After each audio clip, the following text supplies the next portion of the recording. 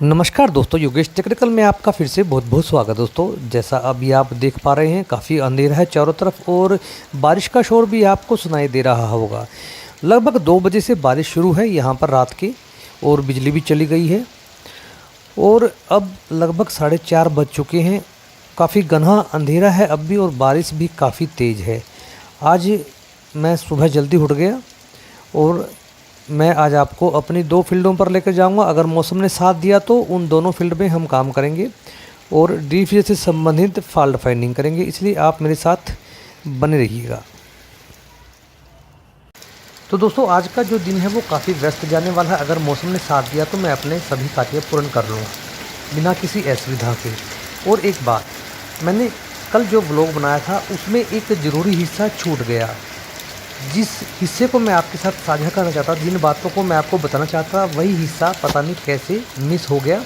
उस हिस्से को आज मैंने इसमें डाला है, यानी कि जान जोखिम में डालने से पहले आपको किन किन बातों का ध्यान रखना चाहिए।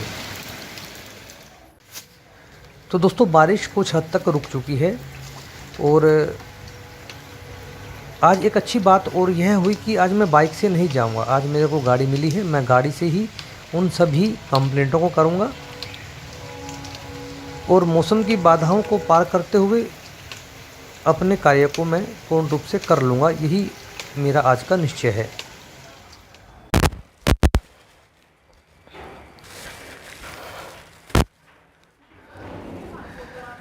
तो दोस्तों, आप देख सकते हैं रात को इतनी बारिश हुई थी कि मैंने अपने शूज़ अपने हाथों में उठा रखे हैं ताकि मैं इस पानी के दरिया को पार करूं और फिर मैं अपने शूज़ पहनूंगा।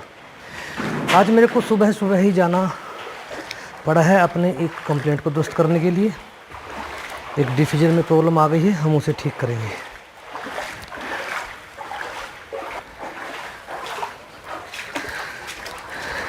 अब मैं अपने शूज़ यहाँ पर आराम से पहन सकता हूँ, बैठकर।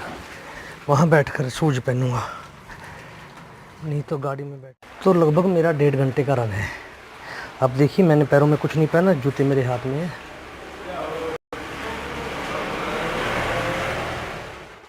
तो मैं दिखा रहा हूँ आपको कि कितनी बारिश हुई और रास्तों का क्या हाल है। लेकिन दोस्तों, ये वैक्सीनेशन का ऐसा काम है जिसमें हमें हर संभव हालात में जाना ही पड़ता है। तो आप दोस्तों देख सकते हैं हालात, बारिश के साइड इफ़ेक्ट। लेकिन हर चीज़ ज़रूरी है। इस धरातल पर हर चीज़ का एक बैलेंस होना ज़रूरी है। बारिश भी ज़रूरी है और ज़्यादा बारिश नुकसान करती है और कम बारिश भी नुकसान करती है। इसलिए बैलेंस जीवन में ज़रूरी है। हमारे जीवन में किसी भी कार्य की ना तो अधिकता होनी चाहिए और ना ही कमी होनी चाहिए। मैं अपने व्हीकल का इंतज़ार कर रहा हूँ, जैसे ही आएगा तो मैं अपने कार्य पर चलूँगा। अभी आप देख सकते हैं, मैं फिर से दिखा रहा हूँ, इसलिए मैंने अपने शूज़ अपने हाथों में ले रखे हैं। मैं अभी तो दोस्तों, चलिए मेरे साथ बने रहिएगा। लुत्फ़ तो उठाएंगे बारिश का। मेरे इष्ट देव का देवालय है, भोले शंकर महाराज का और माँ दुर्गा का।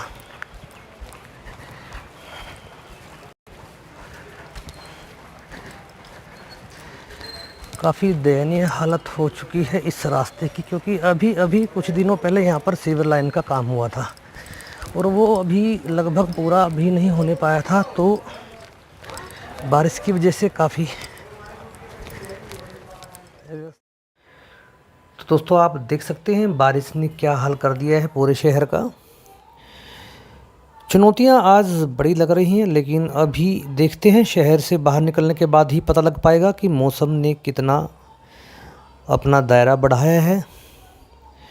मैं आपको जैसे बता रहा था कि मैं आज इस ब्लॉग में आपको, जो मैंने कल व्लॉग बनाया था उसमें एक महत्वपूर्ण हिस्सा छूट गया था और वही सभी बातें मैं आपसे साझा करना चाहता था, ताकि हम सभी टेक्नीशियंस अपने आपस के तजुर्बे शेयर कर सकें और एक दूसरे के ज्ञान में इजाफा कर पाएँ।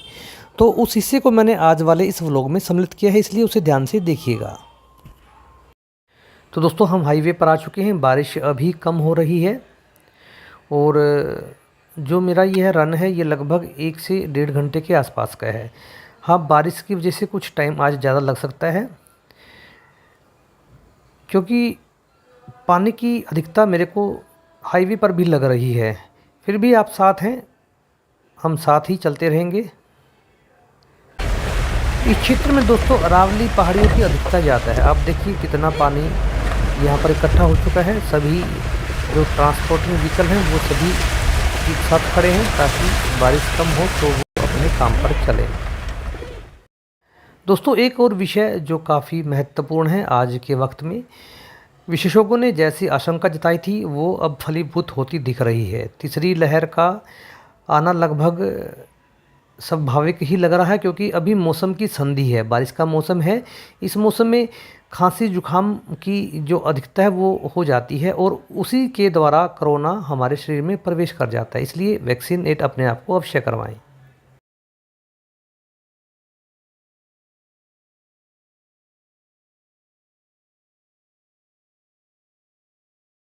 क्योंकि दोस्तों, वैक्सीनेट अपने आप को करवाना और कोविड प्रोटोकॉल का पालन करना ही सबसे बड़े उपाय हैं अपने आप को कोरोना से बचाने के लिए। अगर आप सुरक्षित रहेंगे तो आपके साथ आपका परिवार भी सुरक्षित रहेगा।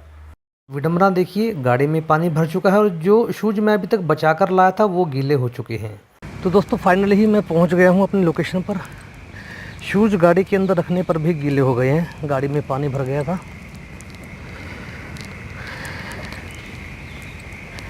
अब मैं यहाँ पर एक डिफ्यूज़र को रिपेयर करूँगा। शायद उसका माइक्रो प्रोसेसर ख़राब हो सकता है।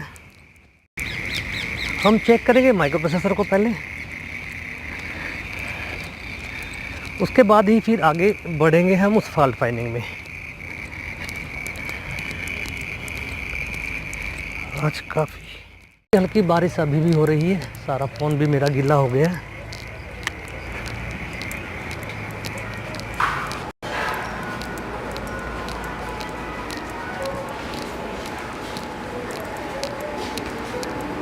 अब जाके बारिश से राहत मिली है कैंपस में अंदर आने के बाद। ओहो, आज तो डीबीएस भी लॉक हुआ है अभी मेरा, खुला भी नहीं है दरवाज़ा। दोस्तों, संस्थान के गेट अभी नहीं खुले हैं, अभी मेरे को थोड़ा इंतज़ार करना होगा। बारिश अभी भी लगातार हल्की हल्की हो रही है, इंतज़ार करते हैं थोड़ी देर के लिए,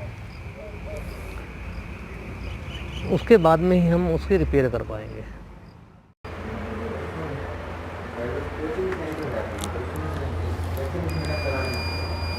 तो दोस्तों, हायर का डिफ्यूज़र है ये।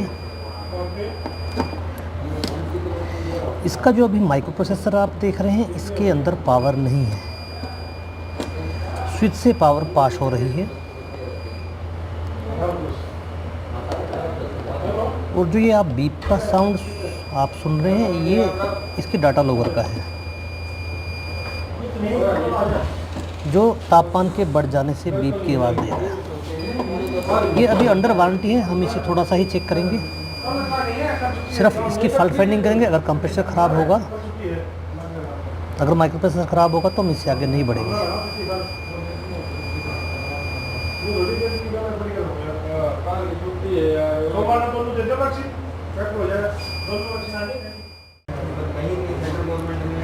ये हायर कंपनी का माइक्रो प्रोसेसर है। सबसे पहले हम इसके कनेक्शनों को जांचेंगे। आप अभी जो ये जैक देख रहे हैं, ये इसका प्रोब का जैक है, यानी कि सेंसर का, जिसके कनेक्शन यहाँ पर दर्शाए गए हैं। 3 नंबर पर लाइन दी गई है, 4 नंबर पर न्यूट्रल दी गई है, 5 नंबर पर फिर लाइन दी गई है, लाल रंग की आप देख सकते हैं, और 6 नंबर पर कंप्रेसर को वायर गई है, जिसमें एक एन दिखाया गया है, यानी कि कंप्रेसर को एक न्यूट्रल उधर से मिल गई और फेस 6 नंबर से मिल गया। तो हम एक बार कंप्रेसर को डायरेक्ट चलाकर देखेंगे। मैं 5 नंबर को 6 नंबर पर मिला दूँगा, यानी कि कंप्रेसर को सीधा ही सप्लाई दे दूँगा इस रिले की बजाय।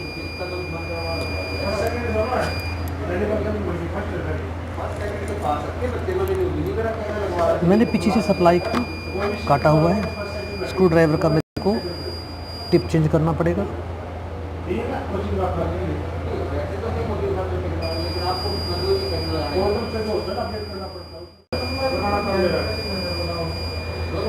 मैं इन दोनों वायर के स्क्रू को खोलूँगा।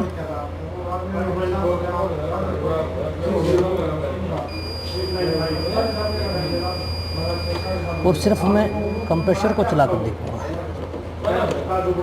मैंने पीछे से पावर ऑफ की हुई है।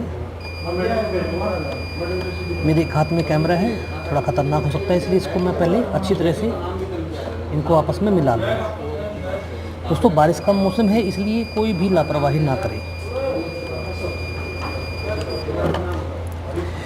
मेरे को दूसरा हाथ यूज़ करना होगा, इसलिए थोड़ी देर में आपको रोकूंगा।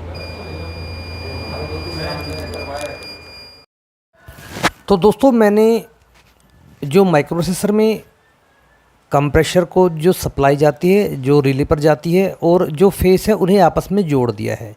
यह कार्य आपको काफ़ी सावधानी से करना है। आपको जल्दबाजी नहीं करनी, क्योंकि बारिश का मौसम है, आप भी गीले हैं, आपके शूज़ भी गीले हो जाते हैं, आपकी चप्पलें भी गीले हो जाती हैं। इसलिए आपको इस कार्य में बेहद सावधानी के साथ ही इसे अंजाम देना है। क्योंकि दोस्तों, जो ये लाल वायर है, इसमें निश्चित फेस होता है, क्योंकि कंपनी की कलर कोडिंग ऐसे ही की जाती है। लाल रंग वाली में फेस, नीले रंग वाली में न्यूट्रल। अगर वहाँ नीला नहीं होता तो ब्लैक होता, उसमें न्यूट्रल। मैं टेस्ट पेन से आपको दिखाने की कोशिश कर रहा हूँ कि इसमें फेस है। इसलिए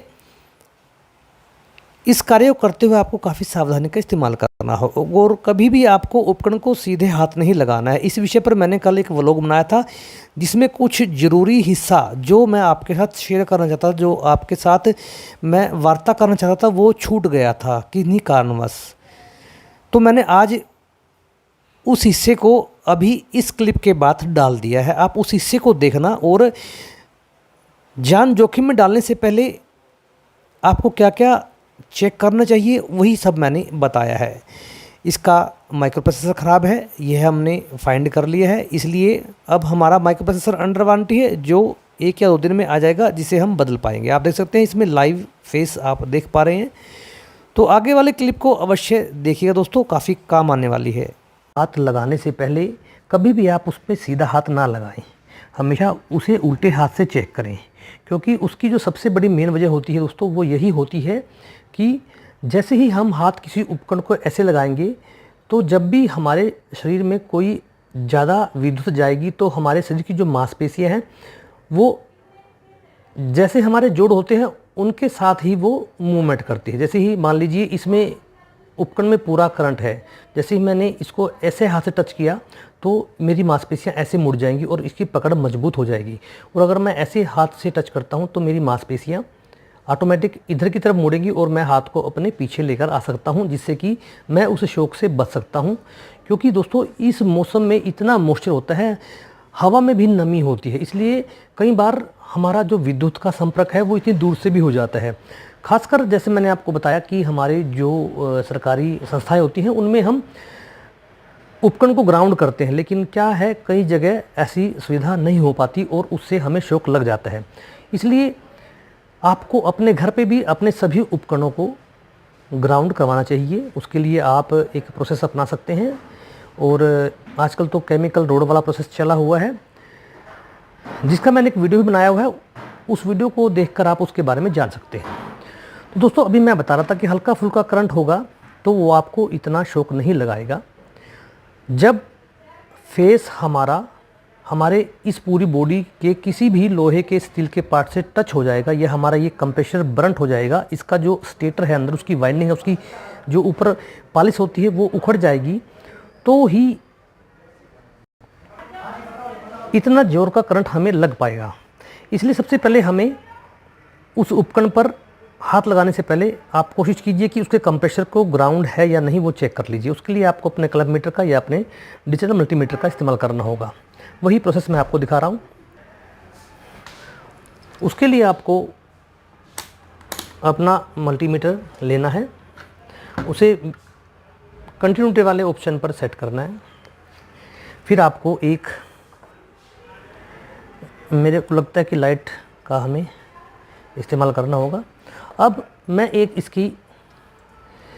इन तीनों पिनों में से किसी एक पिन पर लगाऊंगा और एक पिन को मैं बॉडी से अर्थ करूंगा। देखिए आपको बीप की आवाज़ आ रही है। ये मेरा कंप्रेसर ग्राउंड हो चुका है। अगर इन परिस्थितियों में मैं किसी भी उपकरण को छूता हूँ या हाथ लगाता हूँ तो यकीन मानिए कि मेरे को ज़ोर से झटका लगेगा, और अगर मेरी किस्मत अच्छी नहीं हुई तो झटका ना लगकर ये मेरे को अपने साथ चिपका ही लेगा, क्योंकि मौसम में मॉइस्चर इतना है, नमी इतनी है कि हम कई बार तो बारिश में गीले हो जाते हैं, हमारे हाथ पैर गीले हो जाते हैं। उन परिस्थितियों में तो आप समझिए कि भगवान ही आपका मालिक है। तो कोशिश कीजिए दोस्तों ऐसे उपकरणों को सही तरीके से और जल्दबाजी में ट्रीट ना करें। अब देखिए मैंने लगभग इसे एक ही पिन से अटैच किया हुआ है, आप देख सकते हैं।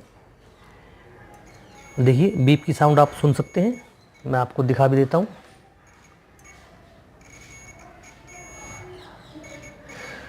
तो दोस्तों सबसे पहले आपको यह चेक करना है क्या वो हमारा उपकरण फॉल्टी तो नहीं हो गया, या फिर हमारी कोई वायरिंग किसी बॉडी से टच हो गई हो, या फिर हमारा थर्मोस्टेट ख़राब हो गया हो, या फिर अगर आपका फ़ैन लोहे का है वो जल के उसकी वाइंडिंग बॉडी से टच हो गई हो। तो सबसे पहले ये सभी रीजन चेक करने चाहिए, क्योंकि हल्का फुल्का जो हमारा विद्युत होता है वो बॉडी में आ जाता है इन बारिश के मौसम में। लेकिन अगर आपके पैर सूखे हैं, आप चप्पल पहने हुए हैं, कोई लोहे की कील आपकी चप्पल में नहीं लगी तो आपको झटका नहीं लगेगा। अगर आपका कंप्रेसर ग्राउंड हो गया है तो आपको पूरा झटका लगेगा, इसमें आप निश्चित मानिए।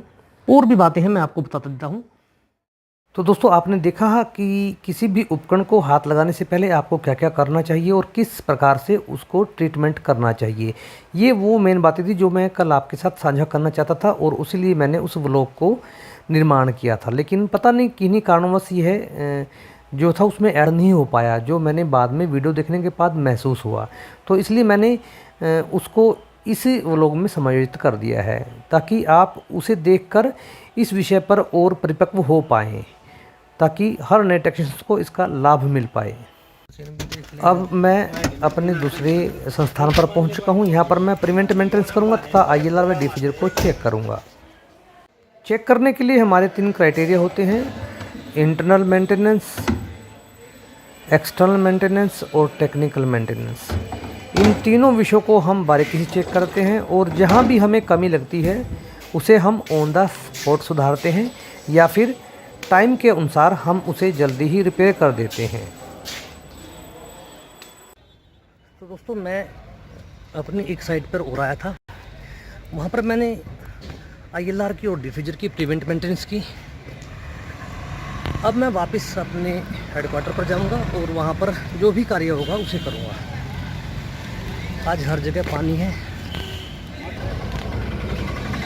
क्योंकि वैक्सीन वाले सेक्शन पर अभी काफ़ी लोड बढ़ा हुआ है। इस वजह से हमें हर वक्त मुस्तैद रहना पड़ता है अपने कार्य के लिए।